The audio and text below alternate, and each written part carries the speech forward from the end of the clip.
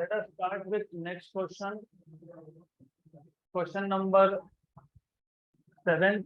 Practice problem number 7. Next question. Practice problem number 7. 3 equal charges. Again, 3 equal charges. मतलब Q1 equal to Q2 equal to Q3. सबकी value same है. कितना है? 10 into 10⁻⁻8 coulomb respectively. Each located at the corners of a right angle triangle whose sides are 15 centimeter, 20 centimeter and 25 centimeter respectively.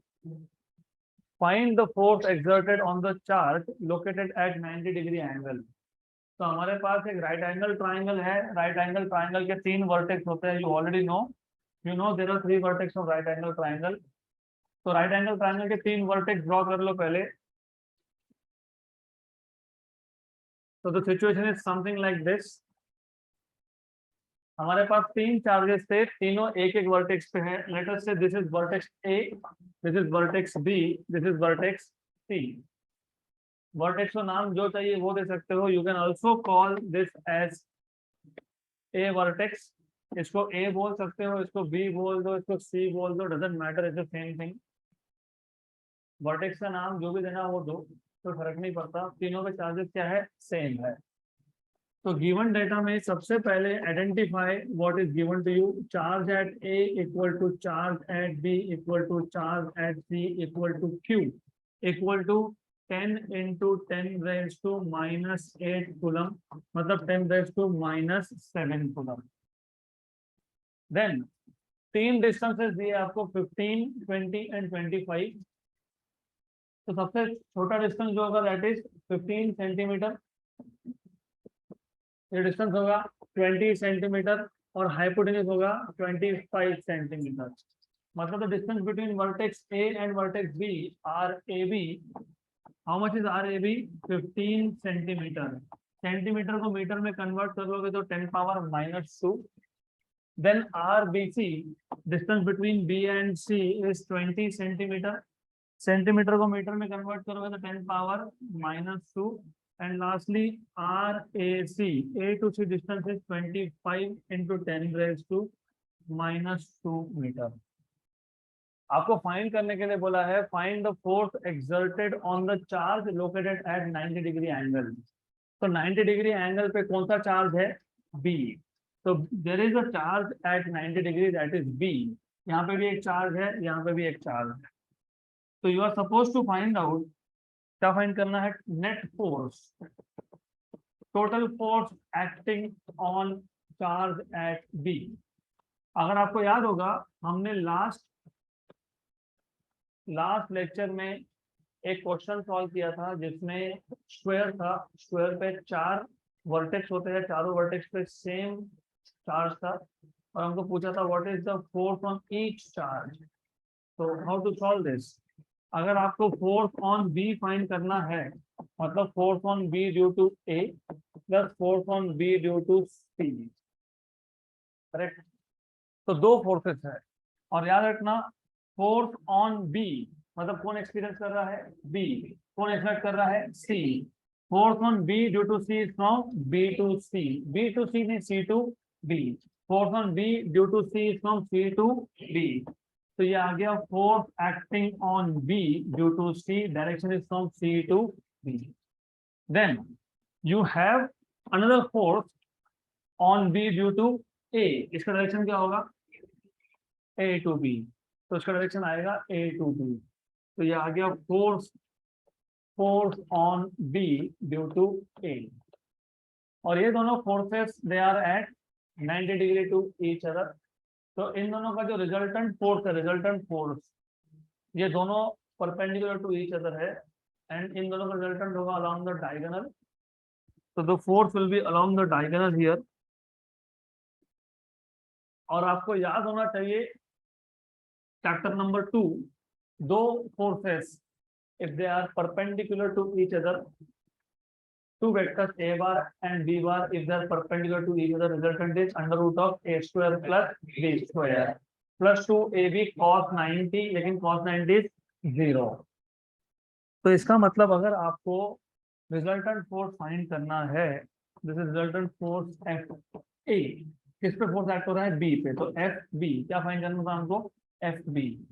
तो final formula क्या बनेगा? क्या आएगा final formula? F B equal to under root of F B A square plus F B C square, right. और ये क्यों आया? क्योंकि दोनों फोर्सेस क्या थे? परपेंडिकुलर थे। एक्चुअली क्या आता है? F B A square plus F B C square plus 2 F B A B C cos of 90 cos 90 is 0। so that is why you have this formula। इसका मतलब हमको पहले एफ बी ए और F B सी find करना पड़ेगा। तो how to find out F B A? What is force between two charges? 1/0 Q1 मतलब QB QA upon R AB square, distance between A and B square. 1/4πε0 मतलब 9 into 10⁻⁹ charge on B is 10⁻⁻7, charge on A is 10⁻⁻7। दोनों में distance A और B में distance 15 centimetre. तो 15 into 10⁻⁻2 का square. Good. तो 10⁻⁻7 -7 -14, ये 10⁻⁻4 है। ऊपर आके +4 -14 + 4 इज -10 + 9 -1। तो 9/15 और 10⁻⁻1, करेक्ट, राइट। यहाँ तक क्लियर? देखो 10 पावर -7 -7 -14, ये -4 ऊपर आके प्लस हो गया 10 पर -10 और +9 मतलब 10 पावर -1। दिस इज 3 ज़ा, दिस इज 5 ज़ा, करेक्ट, राइट। एग्जैक्टली 15 का स्क्वायर कितना? 225। तो ये 15 का स्क्वायर अगर नहीं करोगे तो आंसर जाएगा कुछ और ही मिलेगा आपको यहाँ पे। तो क्या आएगा? 225 और 10 पावर -1। तो देन इसको सॉल्व कैसे करते हैं? How to solve this? नहीं, wait wait wait, you know what is 2.25 into 2?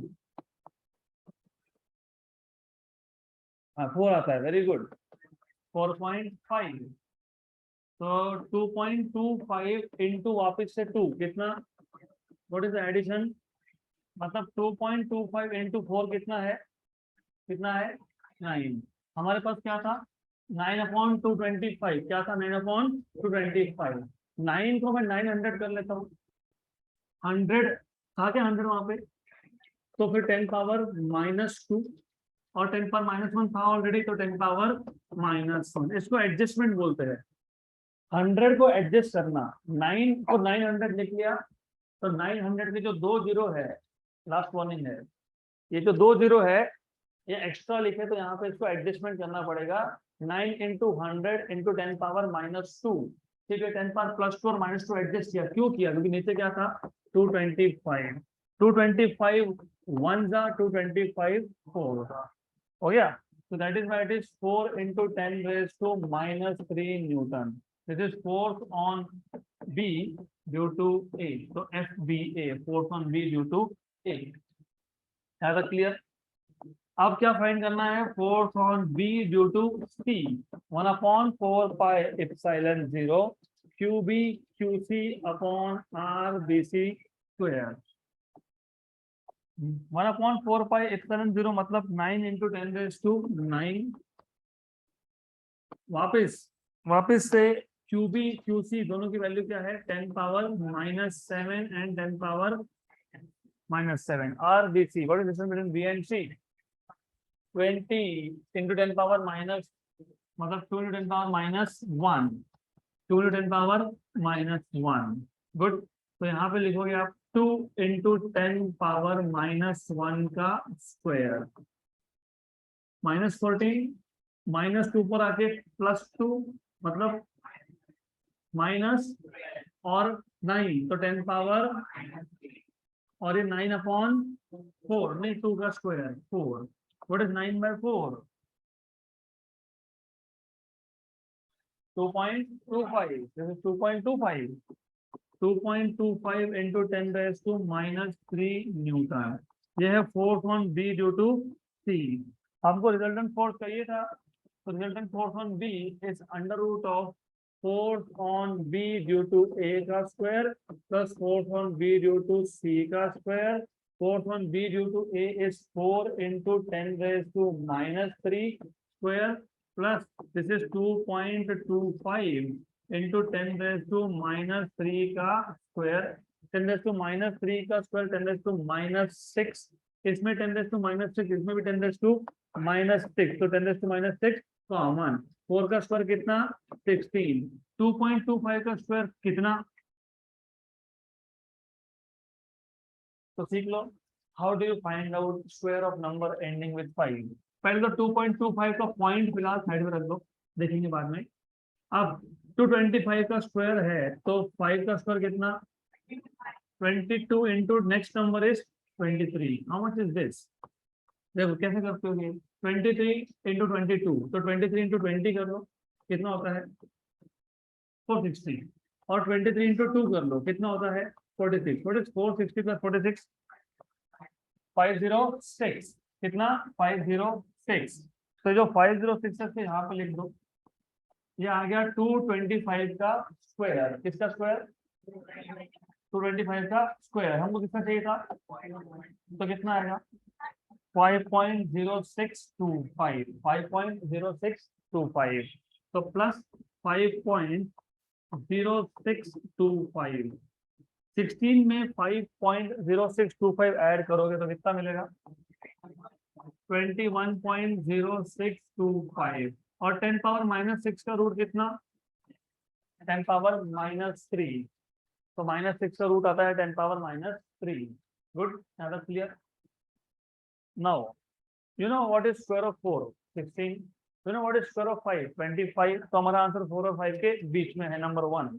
You know what is square of 4.5 20.25, correct. तो हमारा आंसर 4.5 और 5 के बीच में आ गया, क्योंकि ये क्या है 21.06। 4.5 का स्क्वायर कितना 20.25, ये नंबर उससे बड़ा है क्या, यस। 25 से छोटा है क्या, यस। तो हमारा आंसर आएगा 4.5 और 5 के बीच में, तो 4.6 के आसपास आना चाहिए। Let us check. तो 21.0625 इसका स्क्वायर रूट 4.589, तो 4.589 into 10 raised to -3 newton. This is resultant force on B. तो प्रोसेस समझ में आया। 3 चार्जेस जब ट्राइंगल के 3 वर्टेक्स पे हो और किसी भी एक पे फोर्स निकालना हो, तो find out force on that charge due to other 2 charges and check if they are perpendicular to each other, so directly force on B is under root of first force square, or the force on B due to A का square plus force on B due to C का square। Force on B due to A is 1/4 pi epsilon 0 QB QA by R AB square। Force on B due to C is 1/4 pi epsilon 0 QB QC upon R BC square। बाकी तो सिर्फ value substitute करके आपको calculations करने हैं, and then finally you get 4.589 into 10 raised to -3। So let us move ahead to the next question. A potential difference of 5000 volt is applied between 2 parallel plates 5 centimeter apart। हमारे पास 2 parallel plates है जिन दोनों का distance है 5 centimetre. उन दोनों plates में हमने एक पोटेंशियल डिफरेंस अप्लाई किया। कितना पोटेंशियल डिफरेंस अप्लाई किया 5000 वोल्ट का। यहाँ पे फुल स्टॉप आना चाहिए, यहाँ से नया सेंटेंस स्टार्ट हो रहा है।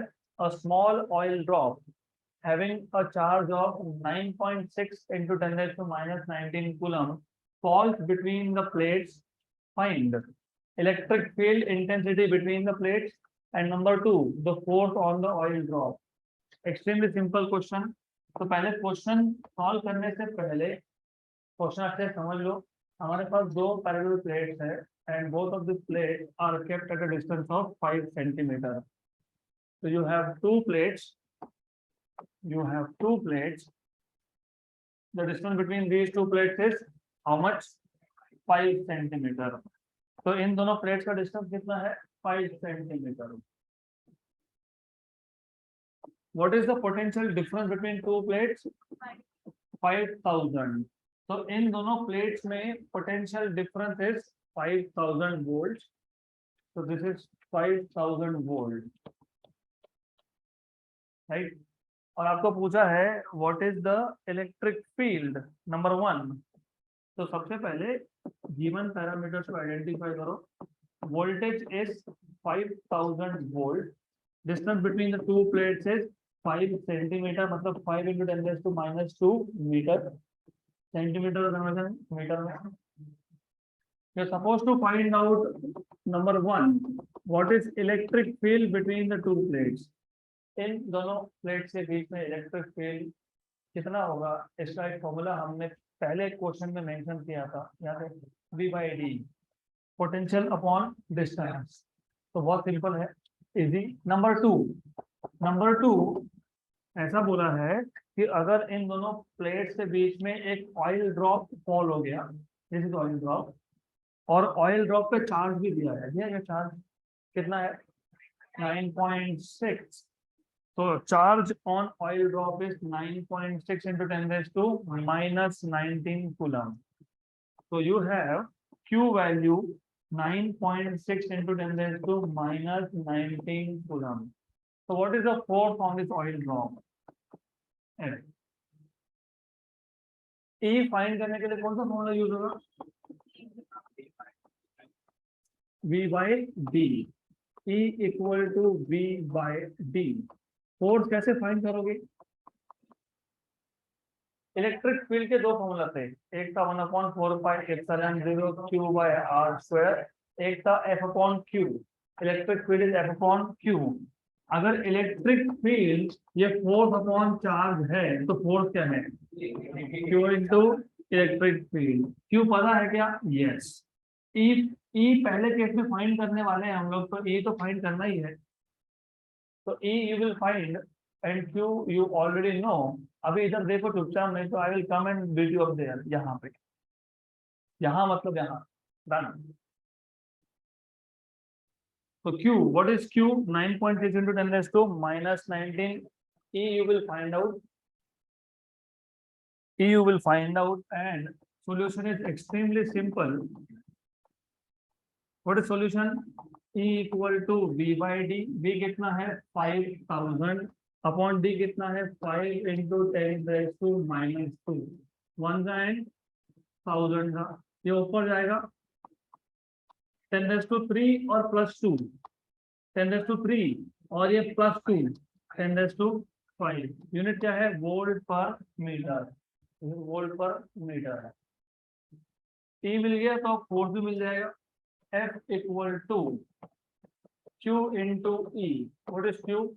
9.6 into 10⁻⁻19. What is E? 10⁻5. So 9.6 into 10⁻⁻14 Newton. This is the force. So extremely simple question done. Question number 8.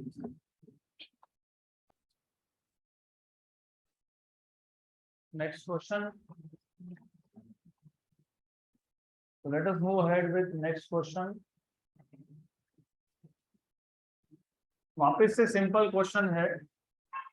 Calculate the electric field due to a charge of -8 into 10⁻⁻8 coulomb at a distance of 5 centimeter from it. तो given में आपको दिया है charge की value. What is the value of charge? -8 into 10⁻⁻8 coulomb. Distance दिया है 5 centimetre, मतलब 5 into 10⁻⁻2 metre. And you are suppose to find out electric field. आपको फाइंड करना है electric field E. Electric field E का फॉर्मूला आपको पता होगा ही. Expected that you know E equal to 1/4πε0 Q/r². Okay, तो यहाँ पे सिर्फ आपको वैल्यू सब्स्टिट्यूट करना है and done. So solution is extremely simple. You just have to substitute values. What is 1/4πε0? What is the value of charge given to you? -8 into 10⁻⁻2 -8 upon distance कितना है 5 into 10⁻⁻² का स्क्वायर। अब 9 8 जा 72 -72 10 power 9 और -8 तो 10 power 1 upon 5 का square 25 10 power -4 10 power -4 ऊपर जाएगा 10 पावर प्लस 5 72 बाई 25 25 3 जा 75 तो ये 3 से थोड़ा सा कम आएगा 2.9 के आसपास आएगा। तो 72 बाई 25 वैसे you can also do approximately. तो 72 divided by 25 2.88 this is 2.88 with a minus sign 2.88 into 10⁵ क्या फाइंड कर रहे थे आप इलेक्ट्रिक फील्ड या तो वोल्ट पर मीटर या तो न्यूटन पर कूलम। तो न्यूटन पर कूलम और वोल्ट पर मीटर बोथ आर करेंट। तो इसके कैलकुलेशंस अगर आपको सिंपल करने हैं तो that can also be done. ये कैलकुलेशन सिंपल कैसे होंगे let us see how to simplify calculations. अब एक चीज याद रखना इसके बाद से याद होना चाहिए जैसे ही नीचे 25 दिखा नीचे डिनोमिनेटर में 25 हो तो न्यूमरेटर में 100 एडजस्ट कर लेना। कितना एडजस्ट करोगे -72 बाई 25 है ये 10 पावर 4 -4 ऊपर गया होगा प्लस और ऊपर ऑलरेडी कितना था तो कितना हो गया 5 में से 100 साइड में कर लो तो कितना बचा 10 पावर 3 1 जा 4 जा 72 इंटू 4 इज 72 के डबल का डबल 72 का डबल 144 का डबल कितना 288 तो इट इज 288 इंटू 10⁻³ न्यूटन। हमने ये लिखा था हमने सिर्फ लिखा था -2.88 288 में बीच में पॉइंट लिखोगे तो 10 पावर यहाँ पे हो जाएगा 5। क्या फाइंड कर रहे थे इलेक्ट्रिक फील्ड मतलब न्यूटन पर कूलम। तो 288 भी लिखोगे तो भी चलता है 288 इंटू 10⁻³ तो एज अ रूल कैलकुलेशन को सिंप्लीफाई करने के लिए ये रूल ही बना लो 25 डिनोमिनेटर में हो ना ऊपर 100 एडजस्ट करना 25 1 एंड 25 4 होगा good. So I hope you are already done writing all this. So now it is time for us to go ahead with next theory topic. और अगला theory topic it is very important क्योंकि ये 12th के electrostatics का base है। 12th में अगर electrostatic के पहले चार से 5 टॉपिक समझने हैं तो अगला टॉपिक आपको आना चाहिए। तो let us go ahead with next topic that is electric flux. यहाँ ध्यान दो आपके सब very interesting very simple. Next topic is electric flux. Before we start discussing what is electric flux, I want you to tell me हमने 3 type के electric field देखे थे। Do you remember दो 3 types uniform electric field non uniform electric field and radial electric field. इसमें से जो uniform electric field था उसको रिप्रेजेंट करने के लिए हम क्या करते हैं कैसे रिप्रेजेंट करते हो बाय पैरेलल वेक्टर्स। तो अगर मेरे पास एक रीजन है this is some region of space जहां पे एक इलेक्ट्रिक फील्ड है this is some space where you have electric field. Electric field कहां से आया we don't care. Electric field किसने जनरेट किया वी डोंट केयर। यहाँ पे इलेक्ट्रिक फील्ड है और ये इलेक्ट्रिक फील्ड कौन सा है यूनिफॉर्म इलेक्ट्रिक फील्ड। तो यूनिफॉर्म इलेक्ट्रिक फील्ड को रिप्रेजेंट करने के लिए हम पैरेलल वेक्टर्स ड्रॉ करते हैं। तो this is a uniform electric field. You should know well सिर्फ extra information electric field start from positive charge and ends at negative charge. ये सिर्फ एक्स्ट्रा इंफॉर्मेशन था। तो this is external electric field. अब इसके आगे एक्सटर्नल इलेक्ट्रिक या external magnetic field जब भी सुनोगे, इसका मतलब उस फील्ड के सोर्स का हमको कोई जरूरत नहीं है। किसने जनरेट किया, we don't care, there is some electric field done, right. अब ये इलेक्ट्रिक फील्ड, सपोज मैं इस इलेक्ट्रिक फील्ड में एक छोटा सरफेस रख देता हूँ, स्मॉल सरफेस, इसको बोलते हैं सरफेस एलिमेंट। क्या बोलते हैं इसको? तो देन इस सरफेस एलिमेंट में से कितने इलेक्ट्रिक फील्ड लाइंस नॉर्मली पास हो रहे हैं, नॉर्मली मतलब परपेंडिकुलर, इसको बोलते हैं इलेक्ट्रिक फ्लक्स। तो डिफाइन कैसे करोगे? The number of electric lines of forces या फिर electric field lines passing through a given area perpendicular to it is defined as electric flux।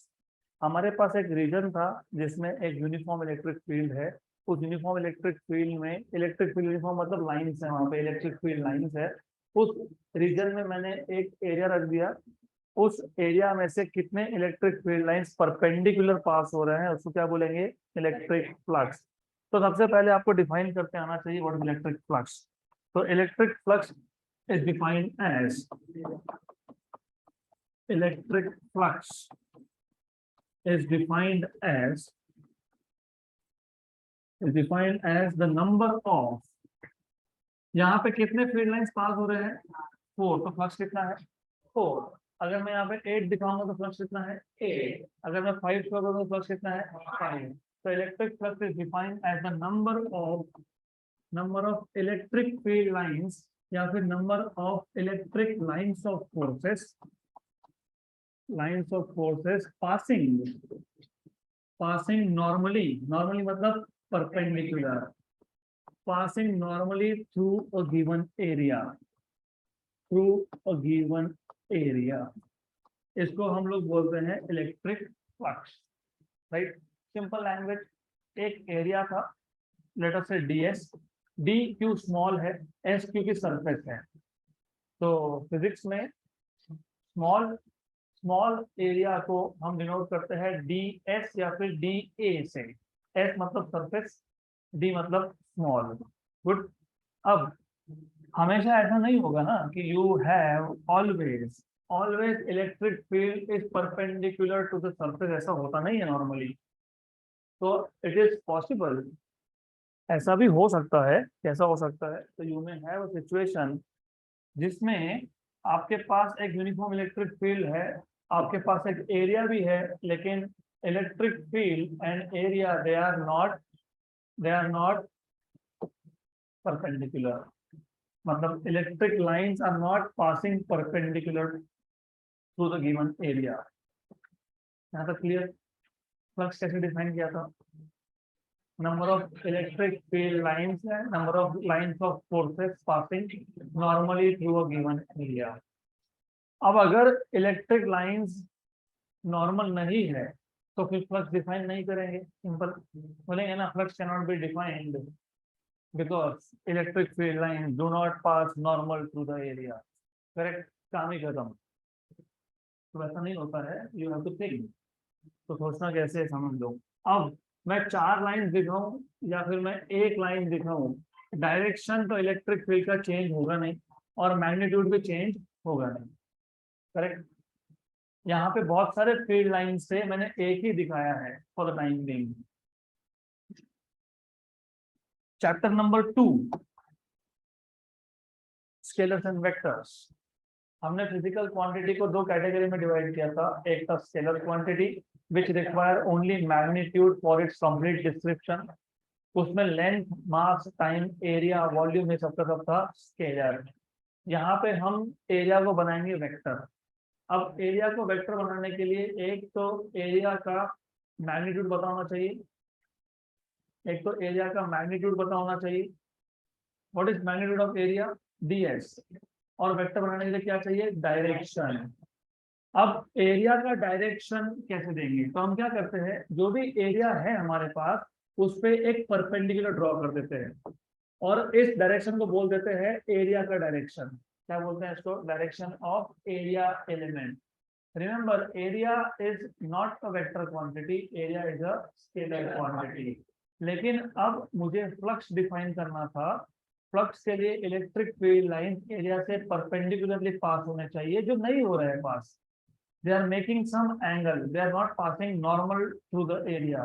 तो हमने एरिया को स्केलर की जगह बना लिया वेक्टर। अगर वेक्टर बना रहे हैं तो डायरेक्शन बताना पड़ेगा, तो डायरेक्शन कैसे आएगा? You can draw normal to the area, this normal to the area give direction.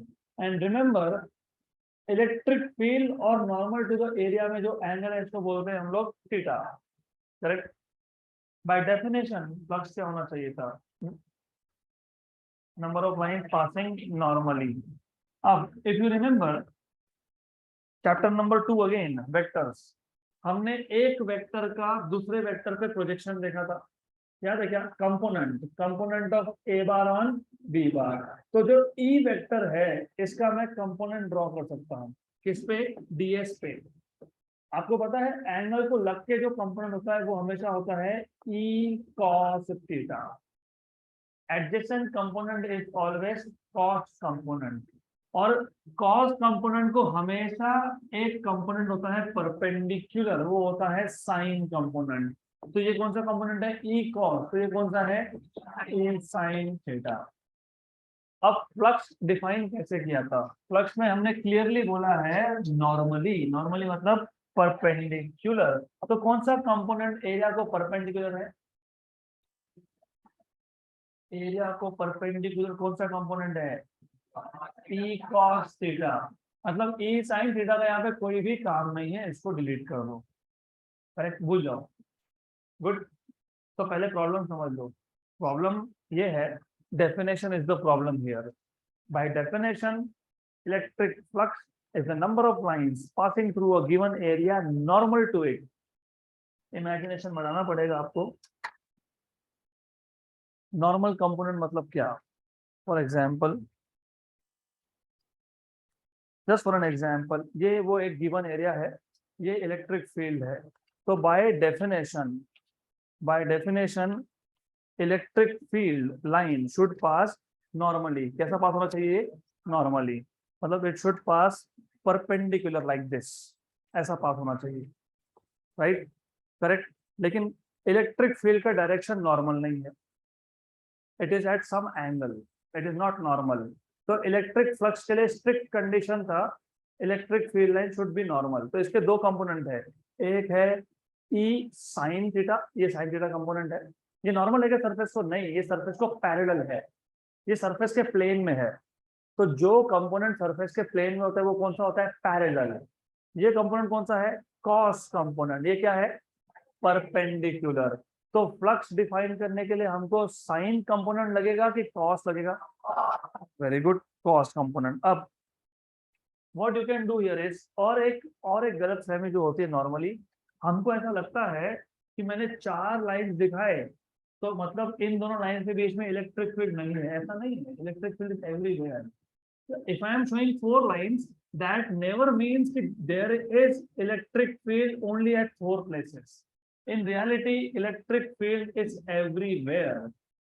Everywhere मतलब जितना सरफेस है, जितना भी सरफेस है, सरफेस के हर एक पॉइंट से एक एक फील्ड लाइन निकल रहा है। तो इलेक्ट्रिक फील्ड ये कंटिन्यूअस होता है, remember this. Electric field is continuous. Good. Imagination लगेगा यहाँ पे, high level of imagination. Electric lines जितने भी पास होंगे परपेंडिकुलर वो है फ्लक्स, नॉर्मली पास होने चाहिए। दूसरा, हमने 4 लाइंस दिखाए, इसका मतलब ये नहीं कि 4 ही लाइंस थे, there are many more lines. कितने लाइन? जितना सरफेस है उतने लाइंस। फॉर एग्जाम्पल, अगर मेरे पास एक सरफेस है तो सरफेस के हर एक पॉइंट से एक लाइन पास होगा। यहाँ एक पॉइंट है, एक लाइन पास होगा, यहाँ से यहाँ से यहाँ से यहाँ से। मतलब कितने फील्ड लाइन पास होंगे? कितने फील्ड लाइन पास होंगे? इनफाइनाइट। जितना एरिया है उतने फील्ड लाइंस। कितना एरिया है? कितना एरिया है? How much? ds। एरिया कितना है? ds। तो अगर एरिया ds है, if area is ds, then how many field lines are passing? ds। अब यहाँ पे जो मैंने कंपोनेंट दिखाया ई कॉस थीटा, जो सरफेस पर नॉर्मल था मैंने एक ही कंपोनेंट दिखाया, एक्चुअली कितने कंपोनेंट्स हैं, ds। तो टोटल फ्लक्स कितना होगा, e cos थीटा। क्यों e cos थीटा, क्योंकि परपेंडिकुलर कौन है, e cos theta into area. ये क्या हो गया, फ्लक्स किसमें से पास हो रहा है, फ्लक्स ds। d मतलब क्या, स्मॉल, अगर एरिया स्मॉल तो फ्लक्स भी स्मॉल, तो d, और फ्लक्स को आप डिनोट करते हो फाई से। तो d phi is the small amount of flux passing through small area. यहाँ तक क्लियर, राइट। तो इन नट शेल, मतलब इन शॉर्ट हमने अभी तक क्या समझा, अच्छे से ध्यान दो, आगे जाके मैं लेवल बढ़ाऊंगा क्योंकि रिक्वायर्ड है, वहां पे उतना लेवल होना चाहिए। द आइडिया इज, हमारे पास इलेक्ट्रिक फील्ड था E, हमारे पास एक एरिया था some small area. By definition electric field line should pass normal through this area. The number of lines passing normally is defined as flux. लेकिन ऐसा situation है कि जिसमें एरिया इसको इलेक्ट्रिक फील्ड को नॉर्मल नहीं है, या तो इलेक्ट्रिक फील्ड एरिया को नॉर्मल नहीं है, एक ही बात है। गुड। अब व्हाट वी नो इज, ये जो एरिया है ये होता है स्केलर क्वांटिटी। मुझे अगर इसको वेक्टर बनाना है तो मुझे इसका एरिया का डायरेक्शन दिखाना पड़ेगा। एरिया का डायरेक्शन कैसे दिखाते हो, by drawing normal to it. किसको नॉर्मल, एरिया को नॉर्मल। एरिया को परपेंडिकुलर ड्रॉ कर दो, ये बन गया डायरेक्शन ऑफ एरिया, ये एंगल आ गया थीटा। नाउ ये जो इलेक्ट्रिक फील्ड है इसके मैं दो कंपोनेंट कर लेता हूँ, एक कंपोनेंट है ई कॉस थीटा, एक कंपोनेंट है ई साइन थीटा। इसमें से जो ई कॉस थीटा कंपोनेंट है वो एरिया को क्या है, परपेंडिकुलर, मतलब फ्लक्स डिफाइन करने के लिए कौन सा कंपोनेंट चाहिए, ई कॉस थीटा। मैंने यहाँ पे कितने फील्ड लाइन दिखाए, ए, तो कंपोनेंट कितना आया, ए। लेकिन रियलिटी में क्या है कि हर एक पॉइंट से through each point there is one component. जितना एरिया है उतने कंपोनेंट्स है, तो टोटल फ्लक्स निकालना है तो ई कॉस थीटा को किससे मल्टीप्लाई करोगे, किससे, एरिया से। तो ये क्या मिल जाएगा, फ्लक्स। क्या मिल जाएगा, ये फ्लक्स। गुड। अब by definition if you see d phi equal to e ds cos theta, e cos theta, ds मतलब क्या, e ds cos theta। Do you remember scalar product of a bar and b bar क्या था, नहीं, ए B cos theta. अगर आपको याद होगा तो A bar dot B bar is A B cos theta. ये एक वेक्टर था, ये एक वेक्टर था, और ये दो वेक्टर्स में एंगल था। ये एक वेक्टर है इलेक्ट्रिक फील्ड, ये भी एक वेक्टर है, और ये है दोनों वेक्टर्स का एंगल। तो मैं इसको ऐसा लिख सकता हूँ क्या, d phi equal to E bar dot d X bar. तो this is flux in dot product notation, scalar product notation. यहाँ तक क्लियर, गुड। अब डिफाइन भी हम करेंगे, डिफाइन करने के लिए we will wait a bit. अब थोड़ा सा और आगे सोचो, ऐसा हो सकता है, क्या होगा, रिमेंबर हमने ये एरिया एलिमेंट कितना लिया था, स्मॉल, राइट। तो इट इज पॉसिबल कि ये जो एरिया एलिमेंट है, स्मॉल एरिया एलिमेंट, ये खुद एक बड़े एरिया का छोटा सा पार्ट है।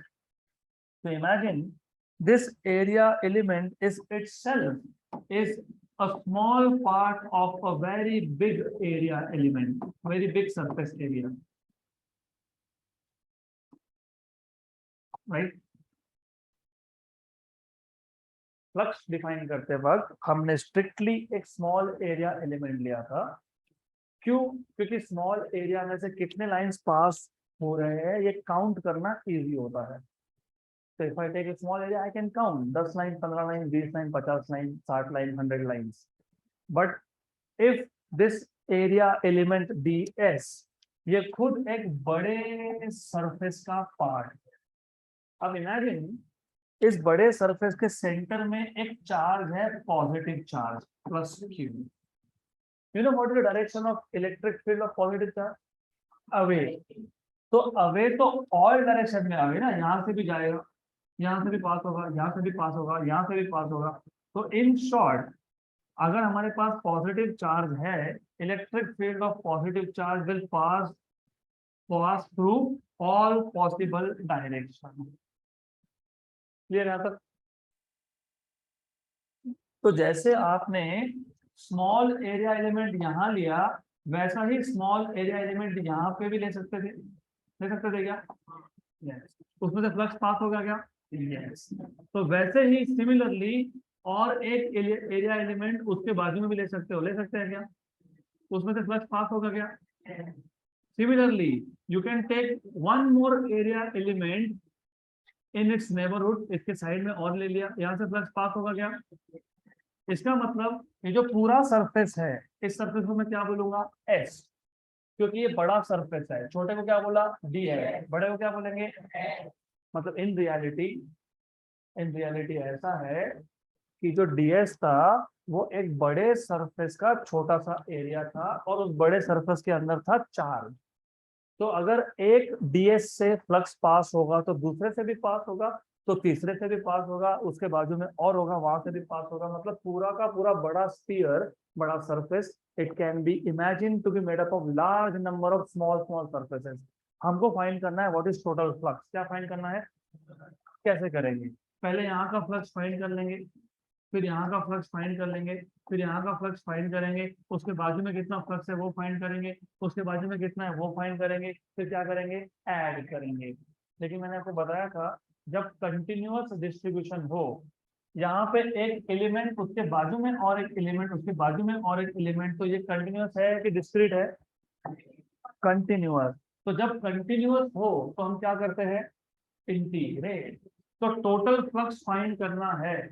Total flux through a big surface S is obtained by integration over all the small flux.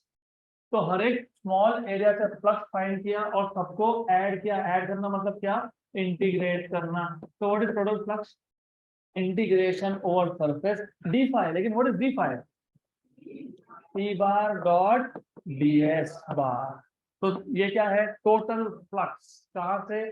Through a big surface which is assumed to be made up of large number of small surfaces. यहां तक clear? तो flux क्या है बताओ पहले। Number of electric field line passing normally through a area element. Area element मतलब small area, right? by definition it is E ds cos theta, मतलब it is E bar dot ds bar। लेकिन ये जो element है ये खुद एक बड़े सरफेस का छोटा सा पार्ट था, तो इलेक्ट्रिक फील्ड हर एक सरफेस में से, हर एक छोटे छोटे एलिमेंट से पास होगा। तो टोटल फ्लक्स निकालना है तो क्या करेंगे? एक एलिमेंट का फ्लक्स प्लस दूसरे एलिमेंट का फ्लक्स प्लस तीसरे एलिमेंट का फ्लक्स प्लस चौथे एलिमेंट का फ्लक्स, प्लस प्लस प्लस करते जाओगे, मतलब क्या होगा? Integration. So what is total flux integration? d phi. What is d phi? E bar dot ds bar. So what is total flux integration? E bar dot ds bar. लेकिन integrate किस पे किया आपने? सरफेस पे, इसलिए क्या लिखते हैं यहाँ पे? Integration s। यहाँ पे नीचे s लिखना, मतलब integration over surface s e bar dot ds bar। तो अगर इतना समझा है तो कल आपको गॉस लॉ समझ में आएगा। So that's it for tonight.